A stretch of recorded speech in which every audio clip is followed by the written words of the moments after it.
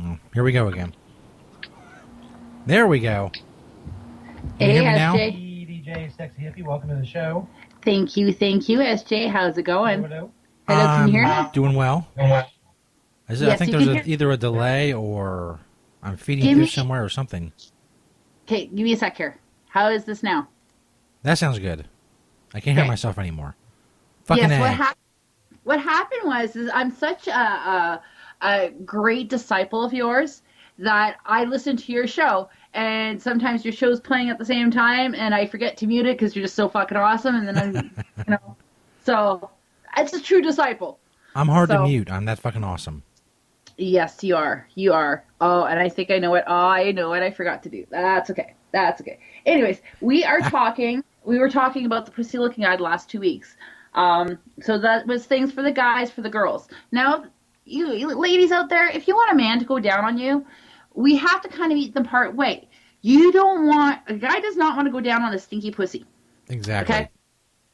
Okay, you guys just don't. So you know what? Um, there's tricks and stuff you can do to make your pussy smell better. There really is. One is proper hygiene. So, anyways, you should be washing those areas every fucking day, anyways. Yeah. Even if you're having a shower, grab a fucking cloth, wipe yourself down, make sure you're nice and dry down there before you put on your underwear, if you put on underwear or not, and, that fun shit. That's one easy way.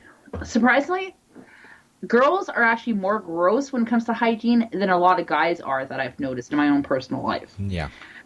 Okay. Can't be lazy with that shit. No, you can't be lazy with the pussy. You absolutely cannot. The other thing is too is the panties you wear is important. You need breathable panties. Thongs are one of the worst things to wear because thongs trap in moisture, which would also lead to infection, yeast infections, things like that. Oh So my. breathable, cotton is preferred. Yeah. It breathes. Boxer shorts. If you need to wear something, guys. Boxer shorts are actually really fucking comfortable. Hell yeah. You breathe in them. It gives you the protection that you need. And the advantage that us girls have when it comes to boxer shorts over guys is guys have to worry about the jingly bits. Where with us, we don't have any jingly bits. Yeah. So, another thing you could try doing too is using female wipes. But the thing is with female wipes, okay, because even though a lot of them are sense-free, they still have some stuff in it that if you don't dry off properly, it's not going to end up good, okay? But do not douche. Douching is one of the worst things you can do. Sprays are bad as well because it unbalances the pH in the vagina, and then you get a stinky smell. They have sprays? There's some girls that actually spray stuff down there. Do they stick it inside them or spray it, or do they spread their pussy lips and spray it, or how's that work? No, they just spray it's just like, it's perfume. Give it a Just spray the outside of it? Some people probably do that. I myself have never done that because I don't like the idea of pussy. The only thing that should be touching my pussy, other than like dick and another human being, is water, in my opinion. If you're gonna spray your pussy with like perfume, you might as well not even worry about it. Exactly. You've gone too far.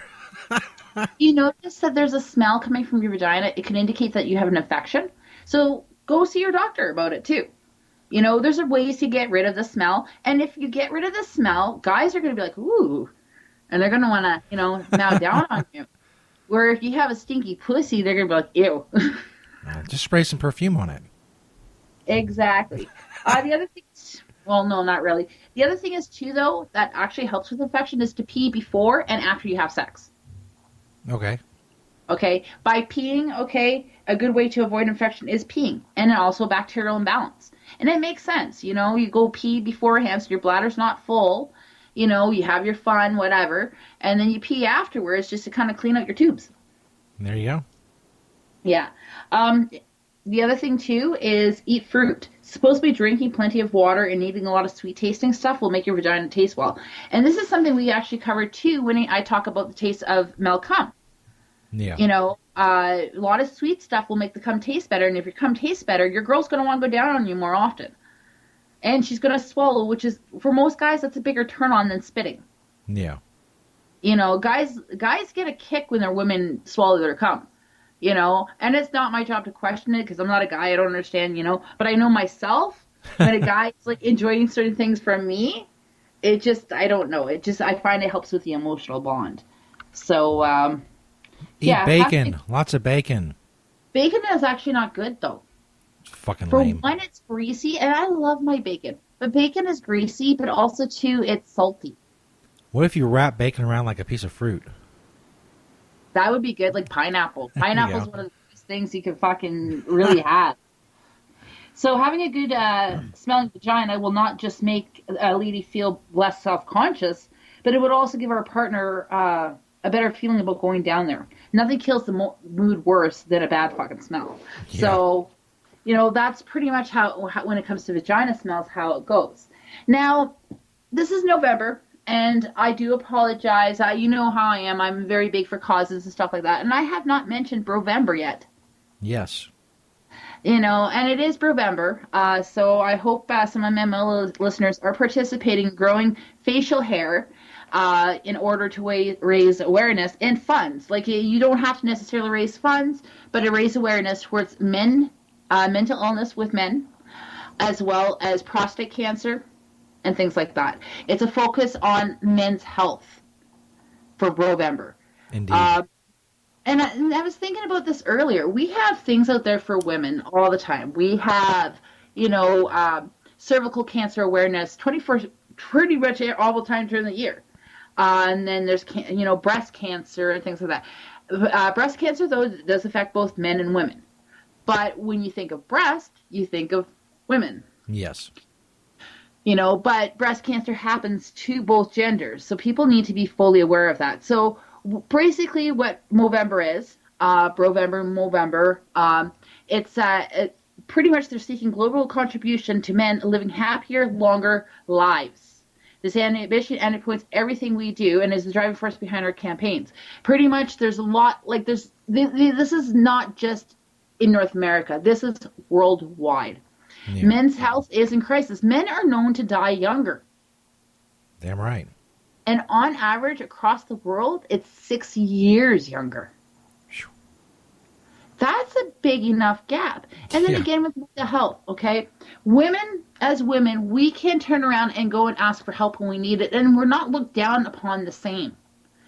A man asks for help mentally, and he gets picked on in a lot of situations, and Yep. especially with a lot of different cultures. Like, this is worldwide. So poor mental health has affected men more than women. 3/4 of suicide are done by men. Wow. 75% of men versus 25% of women. That says a lot. And also, you know, prostate and testicle cancer.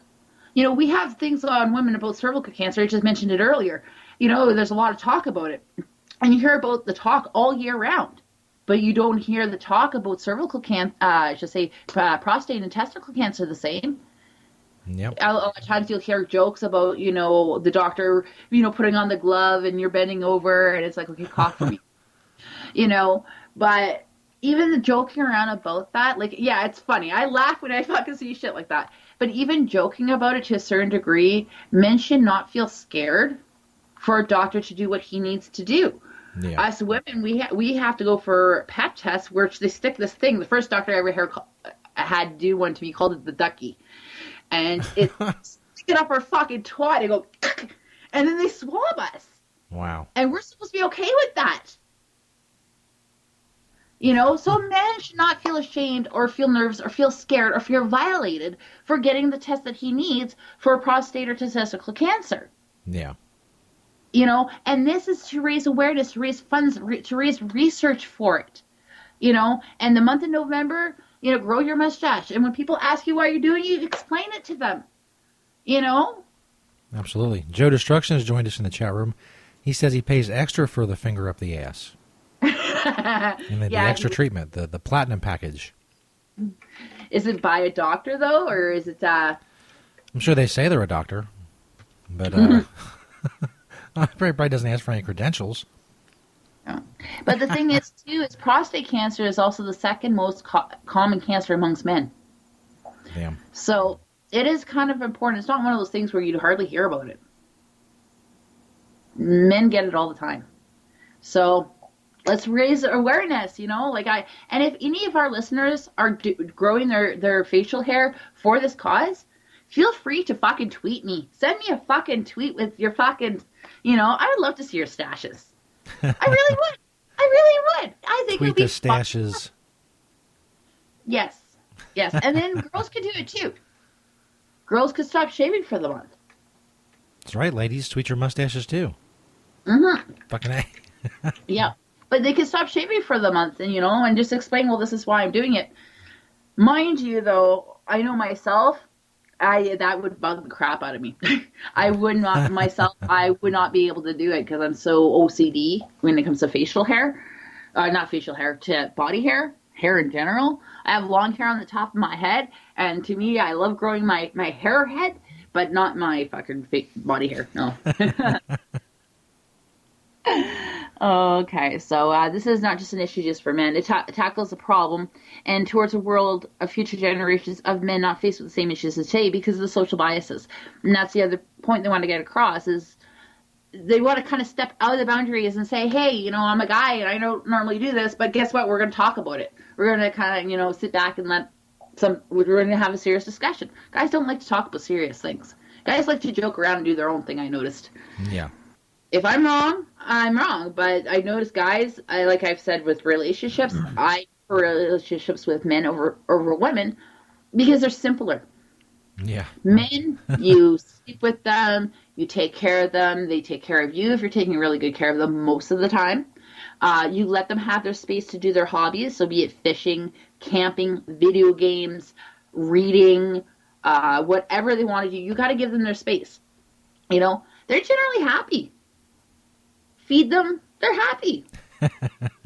Men are simple, but men also too, I notice a lot of men are too scared, not just with other men, but with people in general, of letting their guards down to show that they can be sensitive on some issues. And health, and especially talking about your fucking man here, talking about your fucking member, that's a very sensitive subject to a lot of men. Yep. So, and I'm a chick, and yeah, I'm saying, okay, talk about it.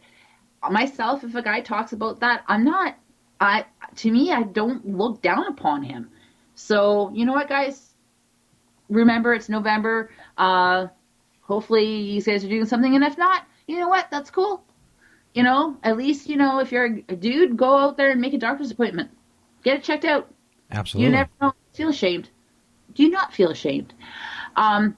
So, yeah, I'm still encouraging people to submit in their questions and their topics, anything they would like to hear, to vjjsexyhippie@gmail.com, and to tweet me as well.